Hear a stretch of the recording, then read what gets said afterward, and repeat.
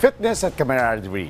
Yan ang pinatunayan ng isang karate tournament kamakailan na ginanap sa Tagaytay. Dinaluhan ito ng daan-daang karatido mula sa iba't ibang panig ng bansa. Para sa buong detalye, panoorin po natin to.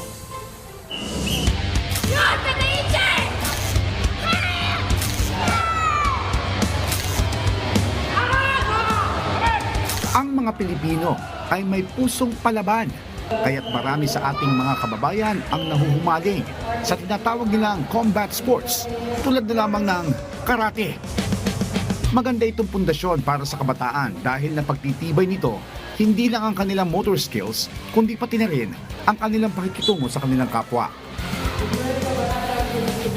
Karate po, it's a nice thing po na matutunan mo siya at a young age since makakontribute siya sa developmental stages lalo na pagbata. And dito, matututunan mo siya more than yung mga punches, mga kicks. May mga different good values tayo dito na matututunan like discipline, self-discipline, self-control, humility, confidence, tapos pagiging yung friendliness mo rin with each other. So doon makakatuto ka ng mga pagkipag-socialize and it's so nice talaga na bata pa lang is ma-obtain mo na yung ganong values po.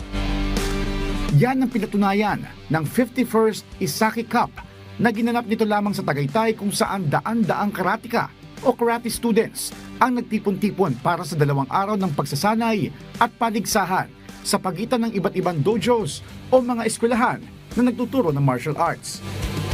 Isaki means accomplishments. So based on these tournaments, there are many players have these accomplishments by performing around many people. And the medals are only bonus na yun. But you also gain confidence, lumalaki yung community of friendship mo. The do in karate, the humility, the patience, andon. Dumalo rin sa nasabing paligsahan ang 2020 Summer Tokyo Olympic silver medalist for women's kata event na si Kiyu Shimizu at si Kenyu Mabuni, ang anak ng founder ng Shitoryu Karate. For us, it's a really an honor po na mabisita ng mga Japanese masters, lalo na karate. It originated in Japan. Nag-undergo din kami ng seminar, so yung mga moves namin, nasa-standardize siya na nag-check namin, nag-gauge namin na, okay, nasa global pa pala yung mga movement namin. So, na-update yung kami mga learnings, mga movements, and it's nice naman po talaga. Pag nakakapaglaro sila to different players, nakikita nila sa yung weaknesses nila, sa yung strength nila. So strength, they just continue and improve more. Weaknesses, of course, yun na kailangan definitely i-improve.